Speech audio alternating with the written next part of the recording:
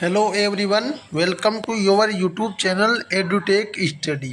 तो guys ITI pass holders के लिए जो एम्स सीआरई की वैकेंसी 2026 में जो आईटीआई पास होल्डर्स हैं उनमें इलेक्ट्रिशियन, वायरमैन और लाइनमैन की जो वैकेंसी निकाली गई थी, उस वैकेंसी के रिगार्डिंग आज के हम इस वीडियो में उसकी जो क्वालिफ़िकेशन को है उसको डिटेल से समझेंगे।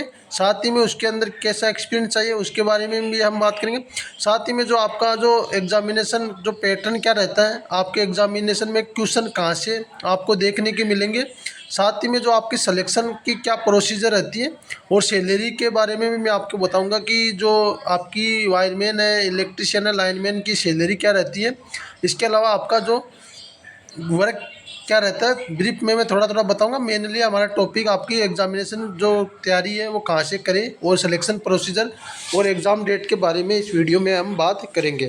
तो वीडियो में आप अंत तक बने हुए रहेगा, मैं आपको सारा डिटेल से बता दूंगा और वीडियो को आप बिल्कुल भी स्किप मत कीजिएगा। सबसे पहले आपको पता है जो आईटीआई वायरमैन है, इलेक्ट्रिशियन है और लाइनमैन की जो वैकेंसी है उसके लिए आपके पास जो आवेदन करना है उसके आवेदन की जो प्रारंभिक तिथि है 11/6/2026 से आपके ऑनलाइन आवेदन शुरू हो गए और आवेदन करने की अंतिम तिथि 30/6/2026 रहने वाली है। साथ ही में आप कहीं पहले से डिपार्टमेंट में वर्किंग हो तो 6/7/2026 तक आप इसकी एनओसी भी प्राप्त करके अप्लाई कर दीजिएगा। मेनली आपका जो मेन टॉपिक है वो आपका ये रहने वाला है। एग्ज़ाम डेट आपका 25 से 27 जुलाई 2026 टेंटेटिवली शेड्यूल किया गया। मतलब आज से आपके पास सिर्फ 40 दिन है। 40 दिन में आपको फॉर्म भी फिलअप करना है, एग्ज़ाम की तैयारी भी करना है और पेपर भी निकालना है। इन तीनों चीज़ों को सिर्फ 40 दिन में करना है, तो आपको अच्छे से अभी तैयार होके लगना पड़ेगा। इसके अलावा जो मैं पहले थोड़ा पोस्ट के बारे में जो क्वालिफ़िकेशन है उसके बारे में मैं आपसे थोड़ा डिस्कस कर लेता हूँ। जो आपकी क्वालिफ़िकेशन है वो क्या रखी गई है। तो गाइज ये जो आपकी पोस्ट है सीरियल नंबर 8 पे ही आपकी पोस्ट रहने वाली है। आपकी पोस्ट का नाम इलेक्ट्रिशियन, वायरमैन, लाइनमैन, इलेक्ट्रिकल ये रहने वाला है।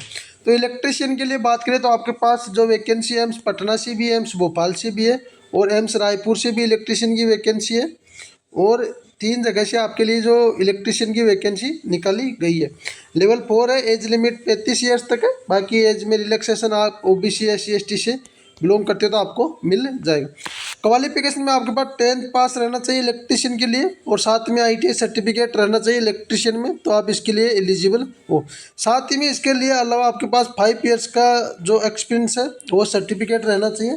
आपके पास मेंटेनेंस का एक्सपीरियंस है या ST का एक्सपीरियंस है, LT का एक्सपीरियंस है, electrical installation including underground cables, ये सब एक्सपीरियंस है। इसके अलावा भी आपके पास इलेक्ट्रिशियन वर्क में कोई भी कार्य का एक्सपीरियंस है, आप कहीं पे इलेक्ट्रिशियन का कार्य कर रहे हो तो आपके पास एक्सपीरियंस है तो आप इसके लिए एलिजिबल हो, आप इसके लिए अप्लाई कर सकेंगे। ज़रूरी नहीं आपके पास जो इन्होंने लिख रखा है वही एक्सपीरियंस हो, बाकी इसके अलावा भी आपके पास इलेक्ट्रिशियन का एक्सपीरियंस है तो आप इसके लिए एलिजिबल रहने वाले हो। साथ ही में आपको इसके अलावा एक्सपीरियंस के अलावा आपके पास सुपरवाइजरी सर्टिफिकेट रहना चाहिए, जो कि या तो आपके पास डिप्लोमा है तो डिप्लोमा से डायरेक्ट मिल जाएगा या आपके जो स्टेट वाइज है ITI के आधार पे वो भी यहाँ से भी आपको सुपरवाइज़र का लाइसेंस प्राप्त होता है। अलग अलग स्टेट में अलग अलग क्वालिफिकेशन रहती है, तो ये आपके पास लाइसेंस रहना चाहिए तभी आप इसके लिए एलिजिबल रहने वाले हो। इसके अलावा वायरमैन में भी सेम है, 10th प्लस ITI रहना चाहिए आपके पास इलेक्ट्रिशियन ट्रेड में और वायरमैन का सर्टिफिकेट रहना चाहिए। इसके अलावा आपके पास प्रैक्टिकल एक्सपीरियंस रहना चाहिए 5 ईयर्स का इलेक्ट्रिशियन ट्रेड में। आपके पास कोई भी एक्सपीरियंस हो इलेक्ट्रिशियन का, किसी भी प्रकार का वर्क का आपके पास एक्सपीरियंस हो तो आप इसके लिए एलिजिबल हो, आप अप्लाई कर दीजिएगा, आपको कोई दिक्कत नहीं है। इलेक्ट्रिशियन के अंदर आपके पास है जैसे वायरिंग का है, इंस्टॉलेशन का है, मेंटेनेंस का है, रिपेयरिंग का है या केबल का है या कोई मशीन मोटर का आपके पास कोई एक्सपीरियंस हो तो आप इसके लिए एलिजिबल रहने वाले हो। लाइनमैन के लिए तो आपके पास है 10th plus ITI certificate line electrician या इलेक्ट्रिकल में। बाकी 2 ईयर्स का रिलेवेंट ट्रेड के अंदर एक्सपीरियंस रहना चाहिए। एज इसकी 18 से 30 रहने वाली है। तो ये मैंने आपको क्वालिफिकेशन बता दिया। आपकी जो काफ़ी लोगों का स्टूडेंट्स का डाउट आ रहा था क्वालिफिकेशन को लेके, तो मेरे को अलग से एक वीडियो लाना पड़ा।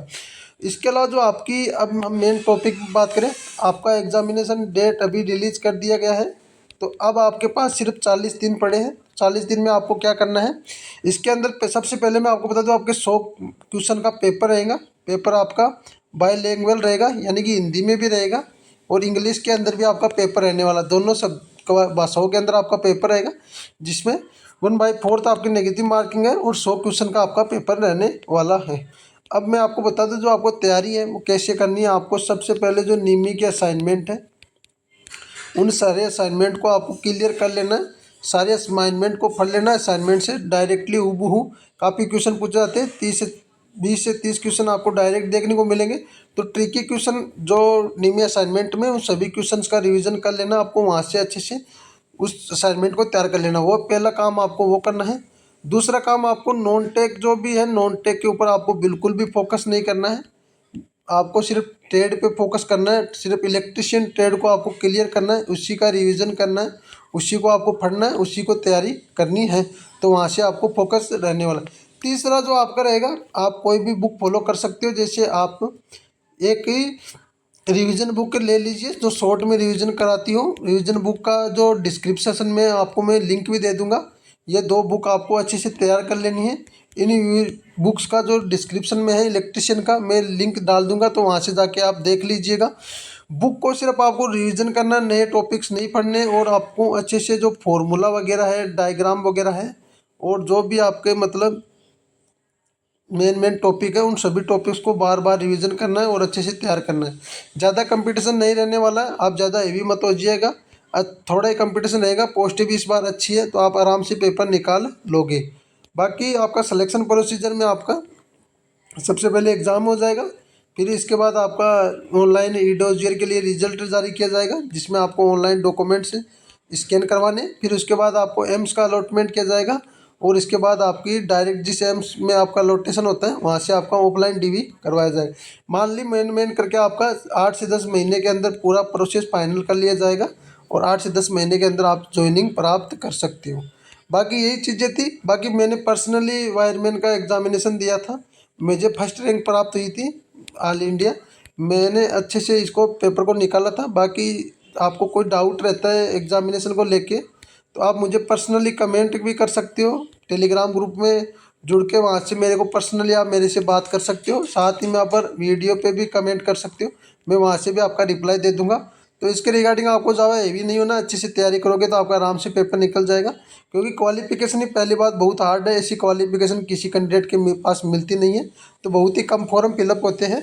तो अच्छे से तैयारी करोगे तो आपका आराम से निकल जाएगा। बाकी कोई डाउट रहे तो कमेंट बॉक्स में कमेंट किया करो, या आप मेरे से पर्सनल जुड़ के बात कर लिया करो, मैं आपको ज़रूर सेटिस्फाइड कर दूंगा। इसके अलावा भी आपको ये वीडियो अच्छा लगता है तो वीडियो को लाइक कर दीजिएगा, ज़्यादा से ज़्यादा शेयर कर दीजिएगा।